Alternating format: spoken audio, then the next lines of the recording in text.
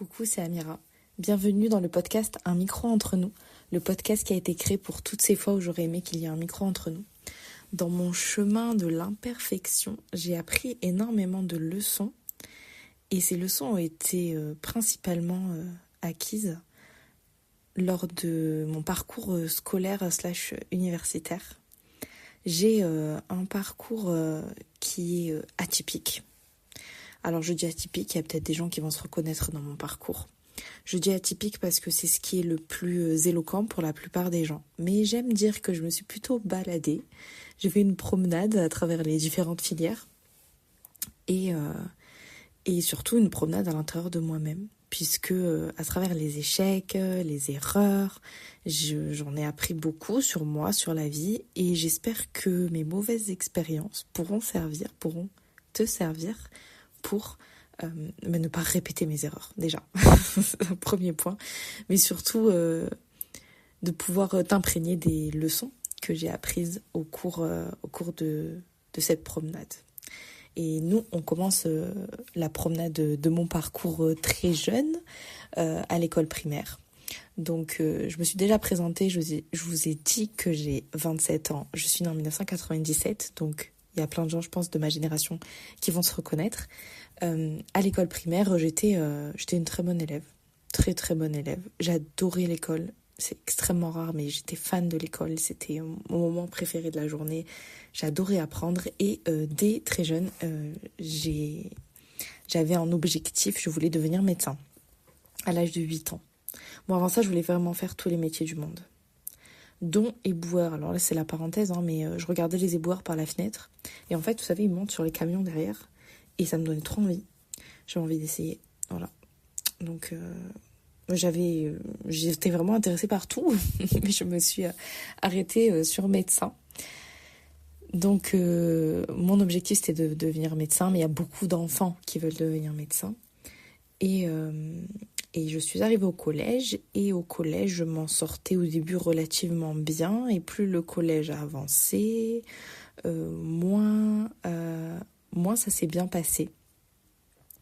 Je partais d'excellentes notes et j'ai terminé mon collège avec des notes moyennes à mauvaises puisque j'ai redoublé ma troisième en France.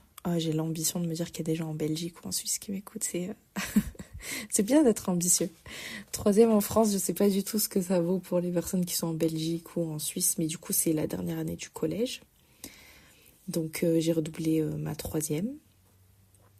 Je pense qu'il y a énormément d'explications aux raisons pour lesquelles je n'étais pas une adolescente même en difficulté. Mais j'ai quand même eu du mal à réussir au collège. Et en redoublant, ça s'est mieux passé. Je suis allée au lycée, en lycée général. Et mon objectif, comme je voulais toujours devenir médecin, c'était de faire une première scientifique, une terminale scientifique et obtenir un baccalauréat scientifique. Donc aujourd'hui, je crois que ça n'existe plus du tout. Je ne sais pas trop comment ça fonctionne, je crois qu'il y a des options. Mais à l'époque, dans la filière générale, ça se divisait en 3 grandes filières, économique et sociale, scientifique et littéraire. Et donc du coup, moi, je voulais absolument faire un bac scientifique parce que c'était la suite logique pour aller en médecine. Mon année de seconde a été extrêmement difficile, uniquement d'un point de vue scolaire. J'ai eu beaucoup de mal. J'ai beaucoup de mal, notamment en maths, ce qui est compliqué pour accéder à une filière scientifique. Cette difficulté n'a cessé de croître au fil de ma vie. Enfin, les maths et moi, on n'est pas amis. Voilà. Je vous assure que j'ai tout essayé, mais les maths et moi, on n'était pas amis. Arrivée à la fin de ma seconde, je voyais qu'avec mes notes pour aller en première scientifique, c'était un peu mort. Mais je me suis battue. Et c'est important de se battre pour ce qu'on veut. Je dirais que c'est une des leçons. C'est important de se battre pour ce qu'on veut. Et en fait, j'ai pris rendez-vous avec mes professeurs des matières scientifiques qui allaient trancher et dire oui, Amira peut passer ou pas. Et je leur ai vraiment fait une plaidoirie en leur expliquant que mes notes elles avaient augmenté, que j'avais eu du mal entre le collège et le lycée. Je me suis vraiment défendue. J'ai même eu la déléguée au téléphone et pareil, je lui ai fait ma petite plaidoirie où je lui ai expliqué... En fait, je savais ce que je valais. Et pour moi, c'est la première leçon. Bon, j'ai dit qu'il y avait une leçon juste avant, mais celle-là, je ne l'avais pas notée. Alors, celle dont je vais vous parler, je l'ai notée. Vous savez mieux que quiconque que vous valez. et c'est super important ça de le retenir, personne, j'insiste et je répète, personne ne sait ce que vous valez à part vous. Alors là, toutes les personnes qui ont une très basse estime d'eux-mêmes, qui n'ont pas confiance en eux, vont se dire « Ah bah oui, du coup, je pense que je suis nulle ou je pense que je suis pas une bonne personne, donc j'ai raison. » Non. Et forcément, si vous n'avez pas confiance en vous, si vous n'avez pas une haute estime de vous-même, c'est qu'on vous l'a fait croire à un moment donné. Il y a forcément des gens de l'extérieur qui vous ont fait comprendre que vous n'étiez pas à la hauteur, que vous n'étiez pas assez bien, que vous n'étiez pas une bonne personne, que vous n'étiez pas capable de réussir dans tel ou dans tel domaine. Et moi, je vous réponds qu'au fond de vous, vous savez ce que vous valez. Vous savez de quoi vous êtes capable. Moi, je savais que j'étais nulle en maths. Oui. Par contre, je savais que j'étais capable de fournir les efforts nécessaires pour obtenir mon bac.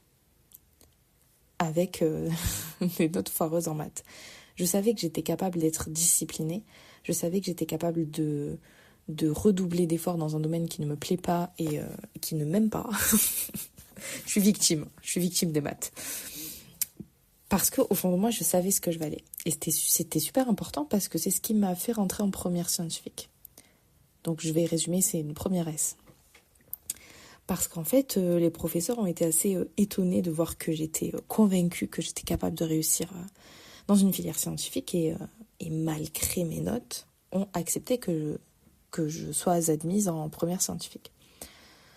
Donc j'ai été admise et ça s'est mal passé.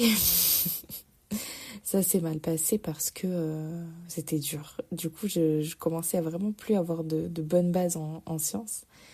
Et les maths, c'était une catastrophe. Alors, à ma décharge, on a eu des soucis avec les profs de maths et tout cette année-là. Mais je peux me trouver toutes les excuses du monde. Encore une fois, la vérité, c'est que les maths et moi, ça ne fonctionne pas. Et ensuite, je suis allée en terminale. Et en terminale, ça a été extrêmement compliqué parce que c'est l'année du bac où on se dit, là, je peux pas foirer. L'année du bac, on a tous envie de l'avoir du premier coup. Si on l'a pas du premier coup, d'ailleurs, c'est pas grave. Hein. Et je m'en rends compte avec le recul parce que j'en faisais toute une histoire à l'époque. Pour moi, si j'avais pas mon bac du premier coup, c'était la honte, alors que pas du tout. Pas du tout. C'est vrai que ça soulage de l'avoir une première fois, de pas avoir refaire l'année, de pas voir ses amis partir et nous rester, etc. Bien sûr, je l'entends complètement. Si vous êtes à ce stade-là et que vous m'écoutez, j'ai beaucoup d'empathie parce que j'ai détesté cette période. Mais en fait, ça a été très compliqué et j'ai même été en conflit avec ma prof de maths parce que j'avais beau travailler. Qu'est-ce que je travaillais en maths, j'éclipsais même mes autres matières pour rester concentrée en maths. J'arrivais pas à avoir la moyenne. Mais quand je vous dis pas la moyenne, j'étais pas à 9 ans. J'étais loin. Il y avait une blague qui tournait à l'époque qui disait oui, ma moyenne de maths, c'est le prix du McFlurry. Mais le prix du McFlurry maintenant est plus élevé que ma moyenne en maths à l'époque. Et je vous jure que je travaillais. Je faisais ça en rentrant le soir, je faisais mes devoirs et des maths. J'avais des cours de maths. Mais rien à faire. Je vous dis, c'était pas mon truc. Et en fait, j'avais vraiment, alors que ce soit les élèves autour de moi, que ce soit mon entourage, même si je m'étendrai pas là-dessus, que ce soit mes professeurs, je voyais que tout le monde était un peu, tu penses vraiment que tu vas avoir ton bac? Tout le monde me regardait vraiment. Alors quand je dis que je voulais faire médecine, laissez tomber. Comment les gens me regardaient. J'ai encore du mal avec le tu. Je continue à vous voyer. Je le fais machinalement. Donc je disais, les professeurs, quand je leur disais qu'ils voulaient faire médecine, je vous jure que dans leurs yeux, c'était vraiment... Ah, c'est beau de rêver. Hein. Voilà, c'était vraiment ça.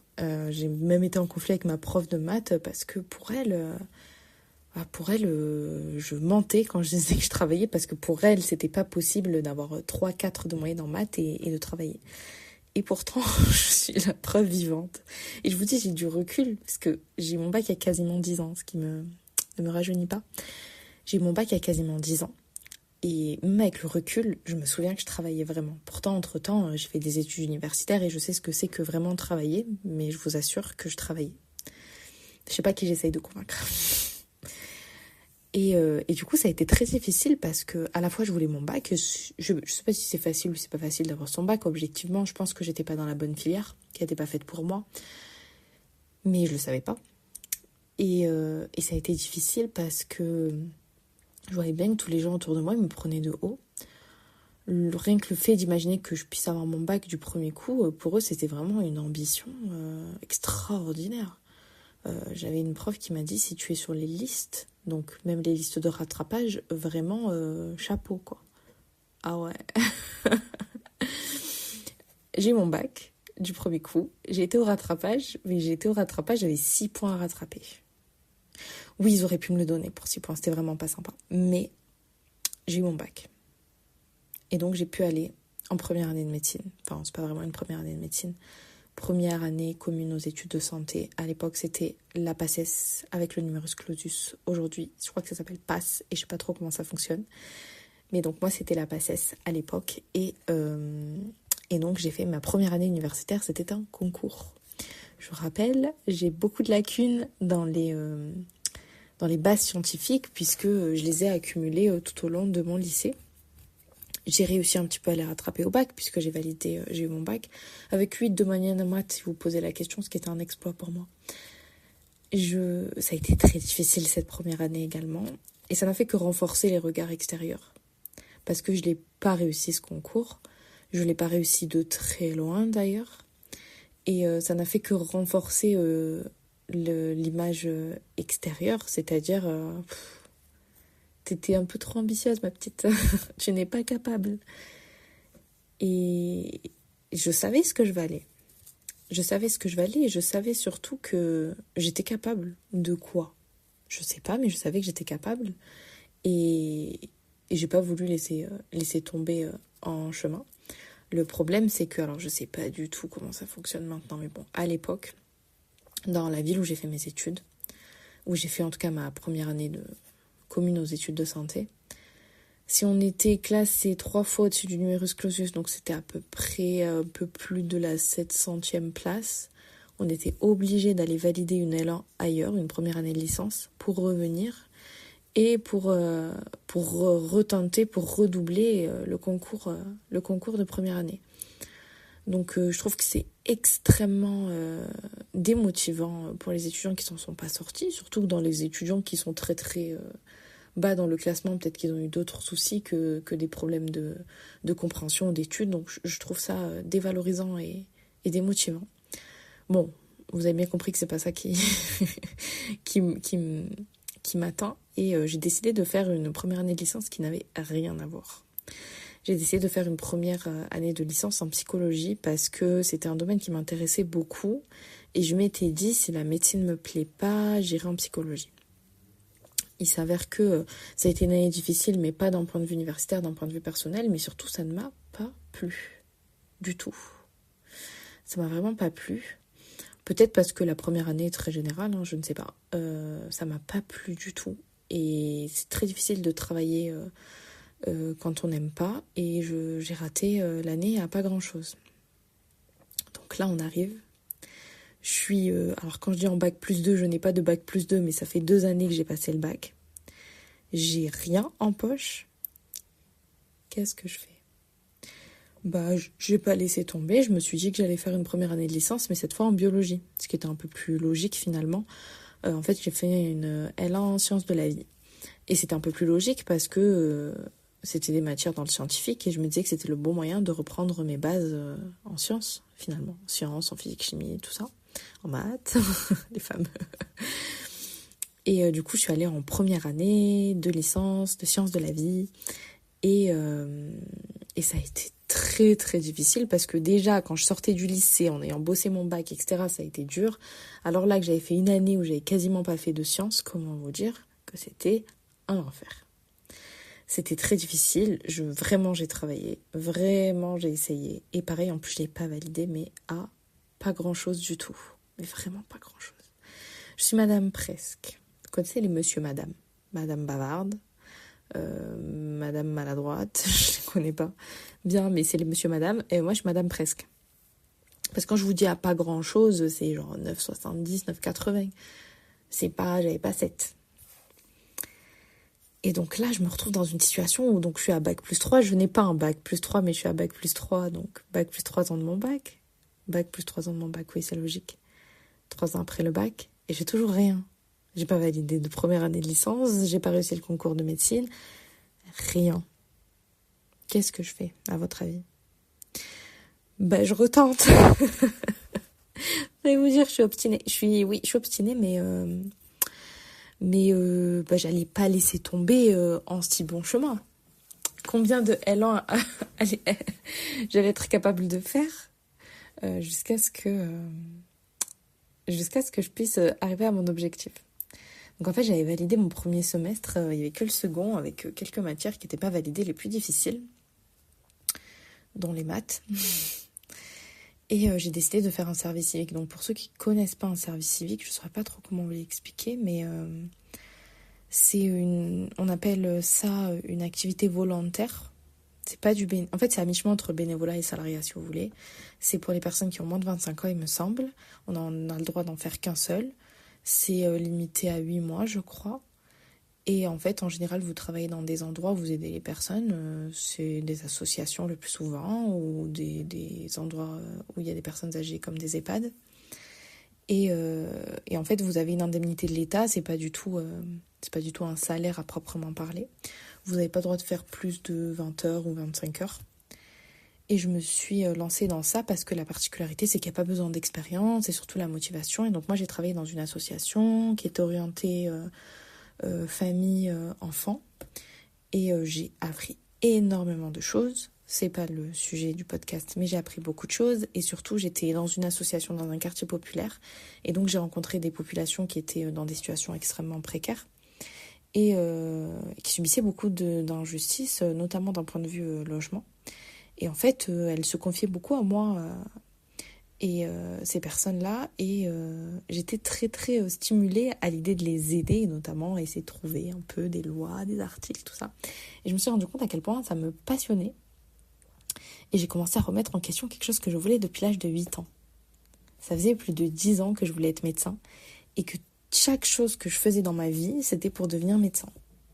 Et là, j'ai été confrontée à quelque chose d'autre qui me plaisait dans ma vie. Mais quand je vous dis j'étais passionnée de médecine, ma série préférée, c'était Grey's Anatomy. Parce qu'il y avait de la médecine. Même si j'adore toujours cette série, c'était la médecine qui me plaisait. Quand j'étais enfant, je regardais Journal de la santé, si vous êtes vieux, vous savez de quoi je parle. J'étais vraiment passionnée. Et là, c'était la première fois que j'étais en face de quelque chose qui me plaisait autrement, qui me stimulait autrement. Et j'ai commencé à me remettre en question. Et je dirais que c'est la deuxième leçon. La deuxième leçon, c'est il n'est jamais trop tard. Il n'est jamais trop tard pour commencer. Il n'est jamais trop tard pour essayer. Il n'est jamais trop tard pour se réorienter. Il n'est jamais trop tard pour commencer des études, pour changer de travail, pour ouvrir un commerce. Je sais pas, il n'est jamais trop tard en tout cas. Il n'est jamais trop tard. Et donc là, j'étais dans ma 4e année après le bac. Je n'avais toujours rien. Dites-vous que quelqu'un qui avait fait le bac avec moi, s'il avait réussi toutes ces années de fac, à ce moment-là, il serait en première année de master. Moi, je n'avais rien. Mais je voulais pas laisser tomber. Je voulais pas. Parce que déjà, j'aimais les études et j'avais envie d'aider les gens. Et c'était ça, en fait, mon moteur. Mon moteur, c'était je veux aider les gens. Je veux. Ce serait bien que j'articule, non ? Vous devez vous le dire de temps en temps quand vous m'écoutez. Vous devez vous dire, elle articule pas. Je vous jure, je fais des efforts. Je fais des efforts. Je veux pouvoir aider les gens. Et en fait, pour moi, la médecine, c'était la manière la plus adéquate pour aider les gens. Et en fait, je me suis rendu compte qu'il y avait d'autres moyens d'aider les gens, qui pouvaient peut-être être plus compatibles avec qui j'étais, mes compétences, mes facilités, ma personnalité. Et j'ai décidé de laisser tomber Donc j'ai redoublé ma première année de licence de sciences de la vie, que je faisais en parallèle de mon service civique. Et j'ai laissé tomber. Et je me suis inscrite en première année de droit. C'est complètement changement de décor. Vraiment, quand les gens me connaissent pas, je pense que quand ils ont entendu que j'allais en droit, ils ont dû dire mais elle veut absolument essayer toutes les filières. Ça m'aurait pas déplu, mais j'ai pas le temps. Il faut bien qu'un jour j'ai un métier et je gagne de l'argent. Donc Donc je me suis inscrite en droit et ça a vraiment l'air d'avoir rien à voir avec tout ce que j'ai fait parce que j'allais toujours dans des choses qui ressemblaient plus ou moins un peu de science, de près ou de loin.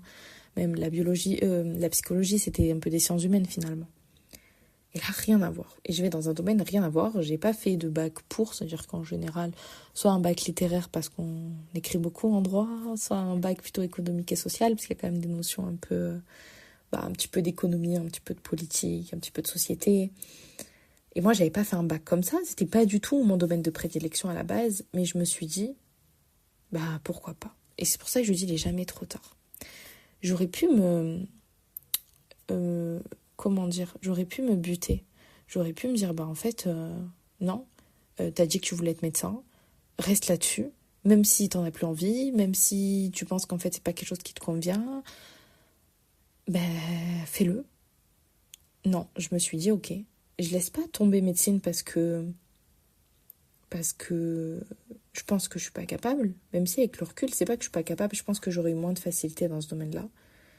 C'est pas que je laisse tomber parce que j'ai la flemme. C'est pas que je laisse tomber parce que les gens autour de moi m'ont dit que j'étais pas capable. Je laisse tomber parce qu'il y a quelque chose d'autre qui me plaît et que j'ai le droit d'évoluer, et que j'ai le droit de penser qu'il y a autre chose qui me plaît.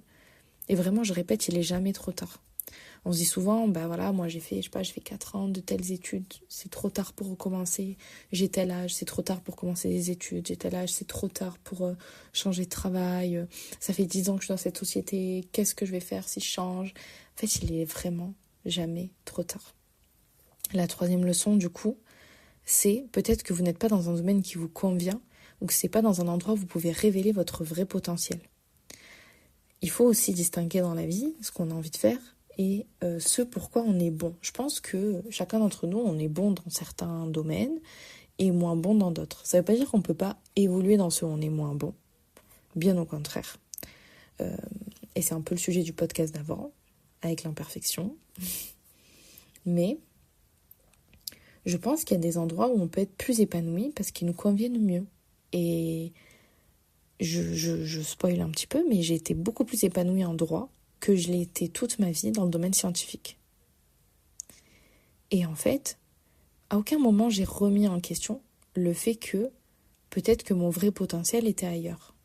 Alors que c'est important de se dire ça. Moi, aujourd'hui, je suis en train de faire une analogie. Je me suis rendu compte qu'on n'aurait pas dit, alors je m'explique.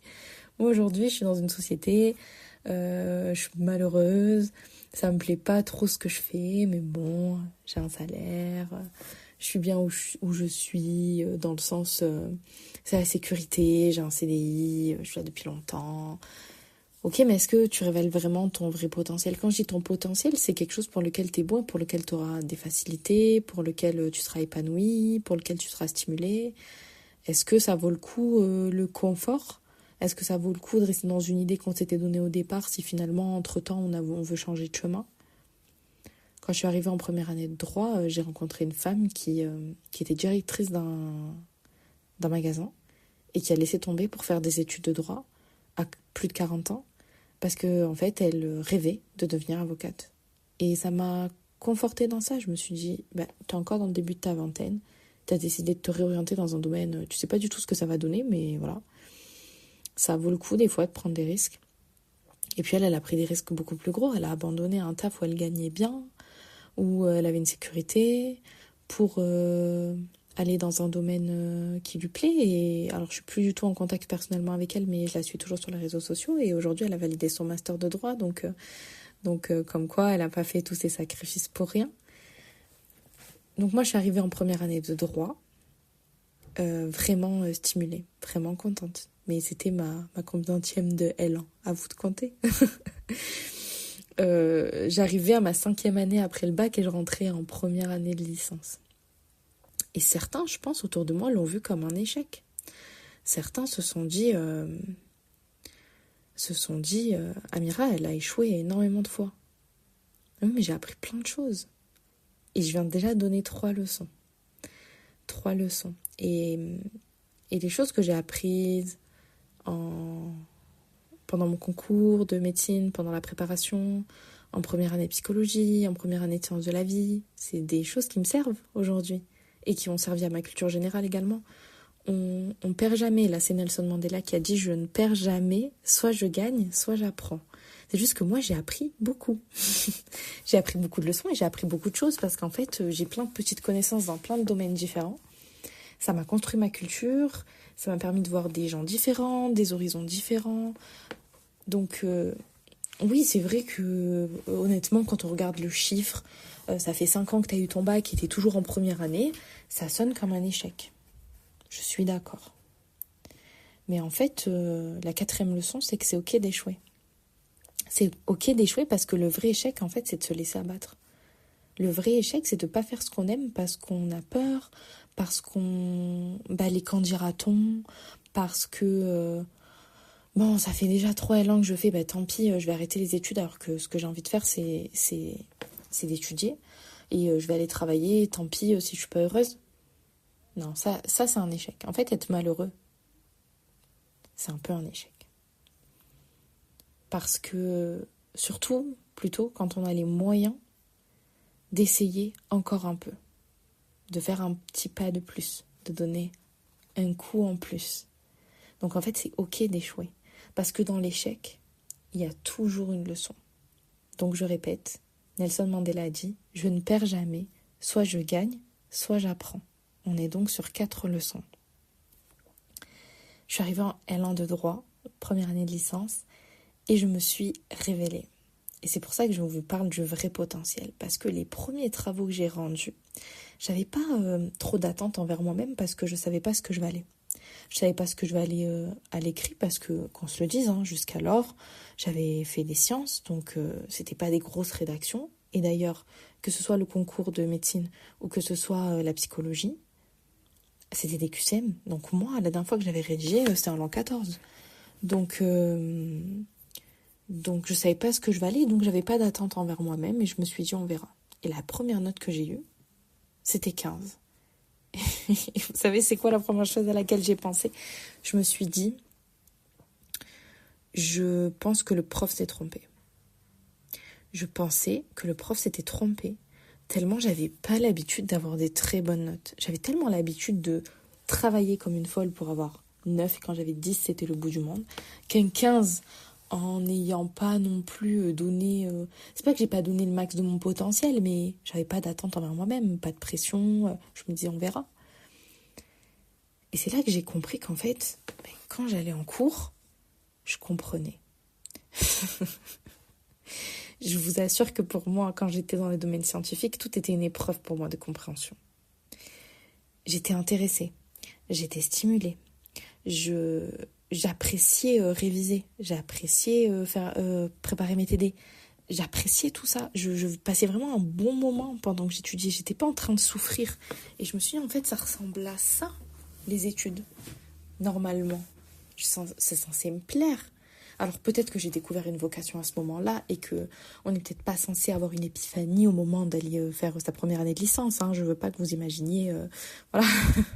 Je sais pas si vous avez vu le film Ratatouille de Disney Pixar, mais quand il mange fromage avec une fraise, il a des petits... c'est pas des arcs-en-ciel, c'est des feux d'artifice autour de la tête et tout. Et ne vous attendez pas à ça. C'est un petit peu ce que j'ai eu, mais ne vous attendez pas à ça forcément. Par contre, j'ai fait le comparatif avec tout ce que j'avais fait avant, toutes les années de licence, la préparation au concours de médecine, et je me suis dit, mais en fait, c'est ici ma place.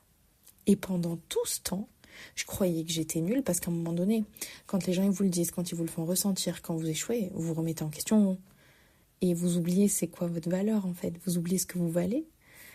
Et j'ai fini par me dire que j'étais nulle, que j'étais pas capable, que j'étais pas suffisamment intelligente, que j'avais pas de discipline, que je réussirais jamais rien dans ma vie. Et c'est un peu contradictoire parce que je me suis lancée dans un domaine que je connaissais pas. Mais comme quoi, il y a toujours un peu de persévérance quelque part dans un coin. Et en fait, je me suis rendu compte que j'étais pas bête. J'étais pas au bon endroit. C'est pas que j'avais pas de compétences. C'est que j'avais des compétences ailleurs. Et c'est ok, parce qu'en fait, ça m'a fait tellement du bien. J'ai validé ma première année très facilement, en plein Covid, mais facilement, très facilement. J'ai validé ma deuxième année très facilement. J'ai validé ma troisième année très facilement. Et quand je vous dis très facilement, il y a eu du travail, il y a eu des peurs, il y a eu de l'anxiété, il y a eu des difficultés, il y a eu des ratés aussi. Au milieu de ça, il y a eu des mauvaises notes, il y a eu des choses que je comprenais moins, surtout quand il y avait des chiffres. On fait le tour, on revient toujours en maths. Hein. Et donc, j'ai validé ma licence. J'ai validé ma licence de droit en me disant, ok, j'ai validé ma licence, je ne l'ai même pas vue passer. J'ai tourné la tête, j'ai fait 3 ans.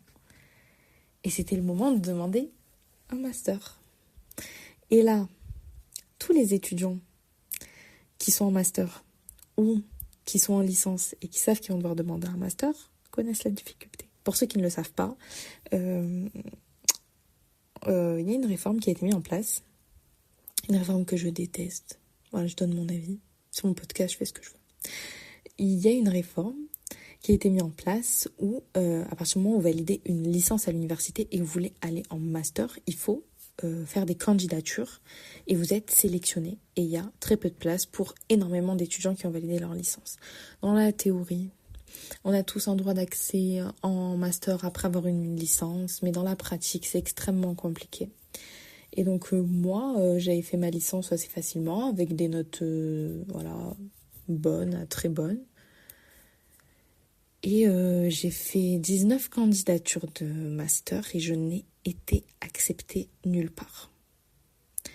Nulle part. Quand je vous dis nulle part, c'est pas nulle part et j'ai dit non parce que je voulais pas aller là-bas. Nulle part. Même pas de liste d'attente. Nulle part. Qui m'a envoyé au mot nul, qui était pas très agréable. Et donc moi je me retrouve avec une licence en droit qui sert à rien.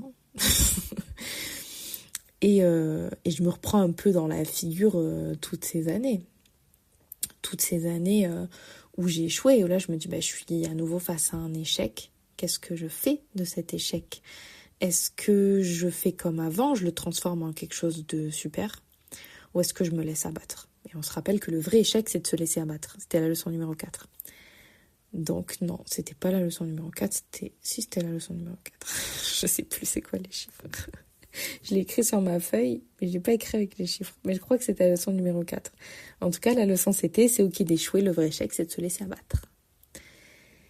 Donc, j'ai fait moi mes petits mails, j'ai essayé de mettre la pression au fac, et vous n'avez pas des places pour moi et machin, j'ai essayé. Ça n'a pas marché, j'arrive en septembre, je n'ai pas de master. Et en France, avec une licence, on fait pas grand-chose. Alors, en tout cas, une licence de droit, on peut peut-être se débrouiller si on a un petit peu d'expérience, mais encore, je suis pas certaine. Finalement, j'ai cherché du travail. Bon, déjà, j'ai cherché du travail dans le domaine juridique, je n'ai pas trouvé. J'ai trouvé du travail ailleurs, dans un domaine plutôt administratif. Et j'avais 2 choix qui s'offraient à moi à ce moment-là. J'avais le choix de rester dans ce travail, parce que c'était un travail qui était correct. Honnêtement, j'étais pas épanouie. C'était pas un travail qui me plaisait, mais c'était un travail dans lequel j'étais bonne et dans lequel je m'en sortais bien et dans lequel il y avait un certain confort. J'étais pas bien payée, mais en même temps, vu des exigences, ils auraient pu payer plus. Mais voilà, c'était pas... Moi, toute ma vie, j'avais vécu avec la bourse du Crous à 300-400 euros. Donc un SMIC, pour moi, c'était le bout du monde, qu'on se le dise. D'ailleurs, quand je faisais... Écoutez, j'avais pas d'ambition, ne faites jamais ça. Là, vraiment, je vous engueule comme une grande sœur. J'avais pas d'ambition d'argent parce que je cherchais juste un travail pour combler mon année. Et quand on me demandait c'était quoi mes objectifs de salaire dans les entretiens d'embauche, je disais le SMIC. Ne faites jamais ça. Même si vous avez le SMIC à la fin, dites plus. J'avais pas d'ambition. Genre, je me sous-estimais, je me rendais pas compte que j'avais quand même un bac plus 3. Et que même si je trouve que le SMIC est quand même assez bas, j'avais un bac plus 3, j'avais le droit de dire que je voulais plus que le SMIC, c'était pas honteux. Et de toute façon, vous avez tous le droit de le demander. Voilà. J'insiste. Bref. Donc, j'ai fait ce travail et qui était assez confortable, même si j'étais pas du tout épanouie et qui me stimulait pas du tout et que moi, j'ai besoin d'être stimulée. Et en fait, arrive le moment de présenter les candidatures de master et je me demande, en fait, est-ce que je demande un master ? Et donc, je quitte mon travail où finalement, j'ai un confort. Je suis confortable, j'ai un salaire, je m'entends bien avec mes collègues. Vraiment, un travail de bureau confortable avec des horaires vraiment confortables. Ou est-ce que je me remets dans la gueule du loup, je me lance, je reprends mes études, donc je laisse tomber le salaire, je laisse tomber un travail dans lequel j'ai une certaine sécurité pour le risque. C'est-à-dire, est-ce que je vais réussir mon master? Est-ce que ça va me plaire? Est-ce que finalement, à la fin de mon master, je vais trouver un travail qui me plaît? Est-ce que ça vaut le coup? Et puis, on se relance dans les études, donc déjà, une certaine précarité financière, qu'on se le dise. Mais pas que, c'est beaucoup de travail, c'est mettre de côté sa vie. Donc moi, une année où je travaille, j'avais pas d'études. Tu sors, tu vois tes copines, tu vis une vie tranquille où tu dois pas rentrer réviser, et préparer des TD, et préparer des examens, et être stressé, il faut se relancer dans tout ça. Et je suis vieille, j'abuse. Je me dis, j'ai 26 ans, ce serait peut-être temps d'arrêter de forcer et de travailler. Mais je me suis dit, bon, je vais quand même faire mes candidatures. Je fais mes candidatures. Et arrivé le moment des résultats des candidatures de master, j'ai été prise. J'ai été prise en master. Et c'est donc la 5e et dernière leçon de cet épisode. On ne laisse pas tomber. Quand quelqu'un vous ferme la porte, vous passez par la fenêtre. C'est pas moi qui ai inventé cette expression, elle est connue. Quand on vous claque la porte, vous rentrez par la fenêtre. C'est la 5e leçon. On ne laisse pas tomber. On laisse pas tomber.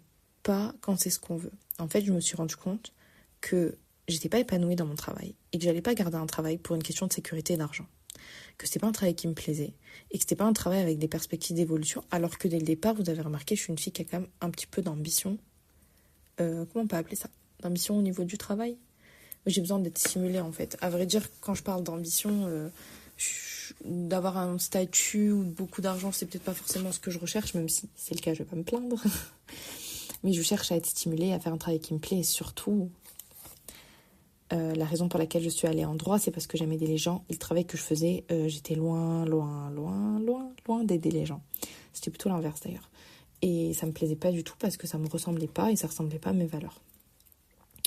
Donc, j'ai accepté cette acceptation en fait, je sais pas comment, cette affectation, voilà, en master.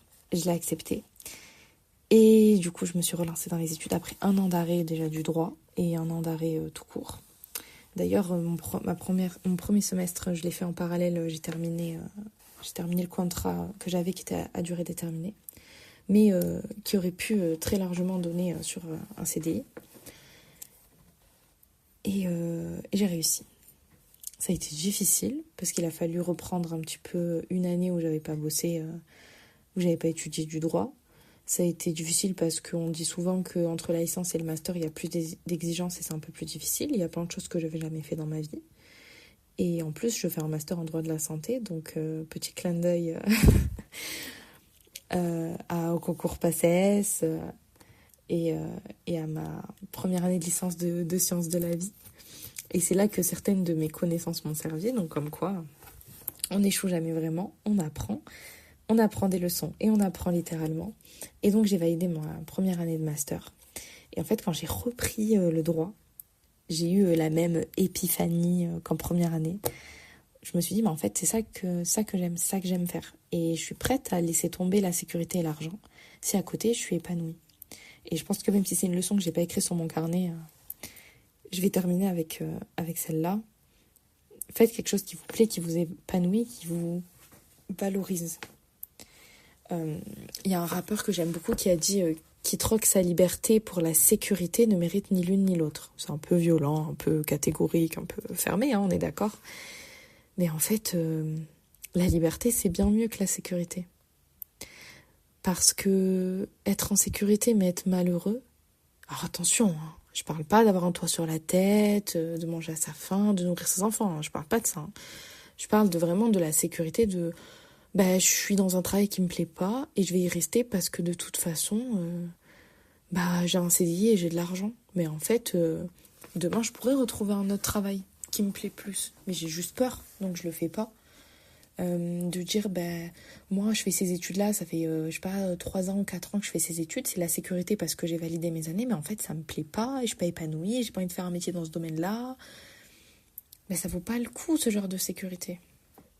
Parce qu'en fait, ce qui vaut le coup, c'est d'être heureux. Ce qui vaut le coup, c'est d'être épanoui. Ce qui vaut le coup, c'est de se sentir bien et de se sentir aligné. Et je vous assure que j'ai jamais autant aimé réviser mes cours, être stressée pour les examens, que après avoir vécu une année dans un travail qui ne me plaisait pas, qui ne m'épanouissait pas, qui ne me rendait pas heureuse. Alors j'ai préféré la difficulté, le risque et plus de salaire.